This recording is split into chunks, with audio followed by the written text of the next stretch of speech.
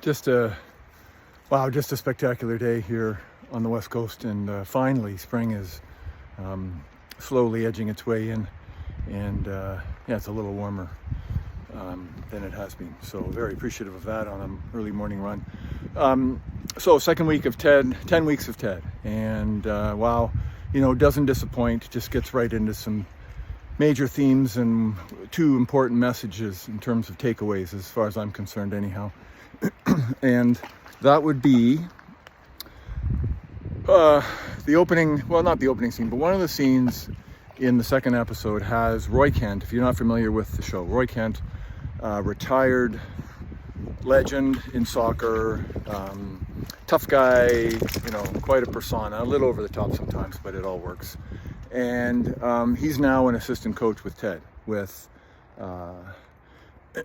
his team. And so they've hired, there's a journalist whose name is Trent Crum, and don't ask, but Trent would like to write a book about the club, and he would like to shadow the club, the team, the coaches, the players for a year and write this book. And he gets permission, but Roy isn't too happy about it, right? And he lets the players know on the team that he's not happy, he doesn't want anyone talking to him, yada, yada, yada. So one day, they're in a team meeting. Trent, the journalist, comes in. Roy is there, and nobody will speak. And Ted sort of goes, "What the heck?" and says, "Look, to Roy, I don't know what's up with you and Trent, but you need to sort it out," right? So the two of them go into an adjoining room, and they're standing there looking at one another. And Roy pulls out his wallet, and in that wallet is a small piece of newsprint. And on that small piece of newsprint is a paragraph that Trent wrote, I'm going to guess 15 or more years earlier, when Roy was a 17-year-old boy in his first match in the Premier League as this phenom, right, projected phenom.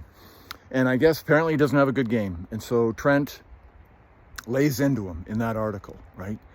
And so Troy reads it to him, and Trent looks at him and goes, "Yeah, wow, not okay."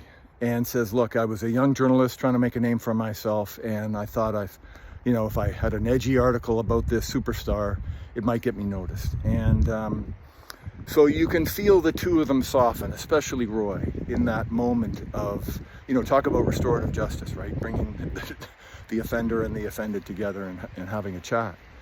And it's a powerful moment, because Roy says, after reading the article, says, "Your words ruined me for the first few years of my career."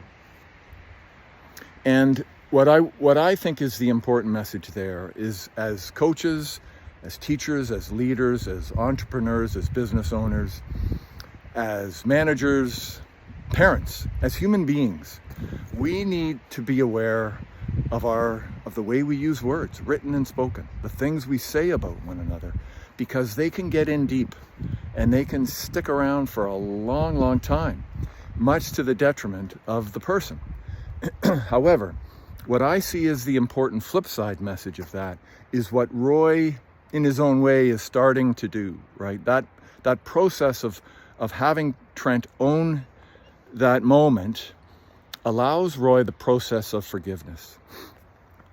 Now, there's an expression around forgiveness. Forgiveness is for the forgiver. And the reason that expression exists is because that's how it works, right? It's not about letting Trent off the hook. Trent didn't suffer for the years after writing that paragraph. It was Roy who suffered. And that was his choice. He held on to those comments. He became the victim, and he made it his identity. And that's why it was so destructive. If Roy had had the maturity and the wherewithal to forgive Trent in the days, weeks, months following that article, he would have got on with his career and been better for it. And the same is true of us. When people say disparaging things about us, yeah, I get it. We're humans. We screw up. But if you want to hold on to that, be prepared for it to have an effect, right? But if you choose to acknowledge that sometimes humans make mistakes and forgive that person, you're the one that feels better. And I'm speaking from experience. So if there's somebody out there that you are holding on to something where there's a story and it's not serving your cause, now would be the time perhaps to think about what would be different about my life going forward if I were to forgive them. And then consider it and hell, maybe even follow through. And they don't even have to know, right? You can just forgive them and you will feel better. It will change your life, guaranteed. Okay, so enjoy the episode this week if you're following along. Have a great week yourself and be kind to one another, right? Be careful what you say about each other. And if you're up to it, practice some forgiveness. Okay? See you, everybody. Take care. Bye-bye.